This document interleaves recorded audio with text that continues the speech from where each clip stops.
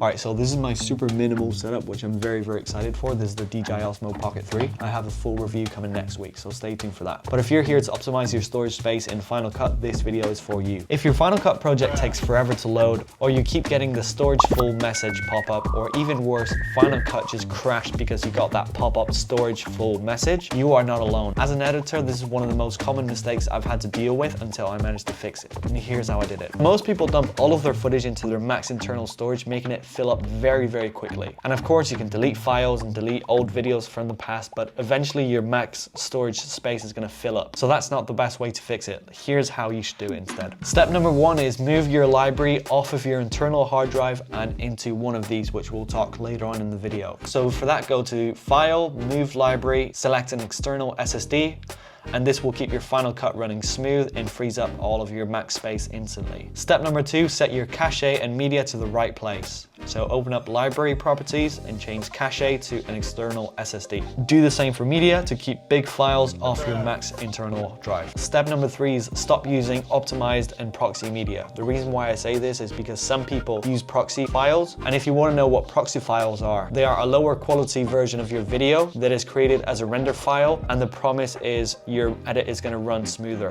But the problem is this creates a large number of folders that hide in your Final Cut projects, and they tend to be very, very heavy. I've had folders that take up like 300, 400 gigabytes easily. So you can try and use it, but in my experience, the use optimized and proxy media is not a good solution. Step number four, and this is a big one, delete render files. So Final Cut secretly fills up your drive with render files. So to clean that up, you go to File, Delete Generated Library Files, and boom.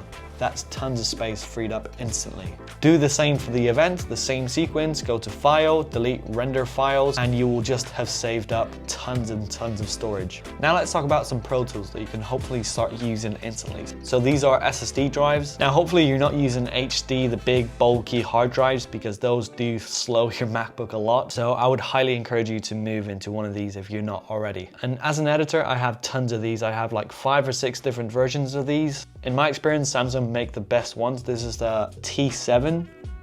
This video is not sponsored by Samsung, but I've just tried different brands like Toshiba, SanDisk, and different brands. In my experience, this is the most reliable. So what I do as an editor, I keep different SSDs for different purposes. So this one stores all of my Final Cut files, such as LUTs, presets, any visual effects, anything that I'm going to use in Final Cut goes in here. So that always remains the same.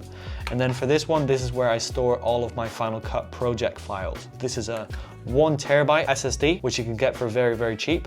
And then this is a 4 terabyte because this requires more space. Now these are extremely fast, but you can also try, if you have a particular project that you're working on, you can try and drag it to your internal Mac, but try to keep all of your files on these. Not just because it's going to free up storage space, but it's also going to give you a lot of freedom for you to take these traveling, and you can plug them in into any laptop, especially now that you can also edit videos on your iPad. So what's your biggest editing problem? Let me know in the comments and maybe I'll fix it in the next video. Thank you for watching.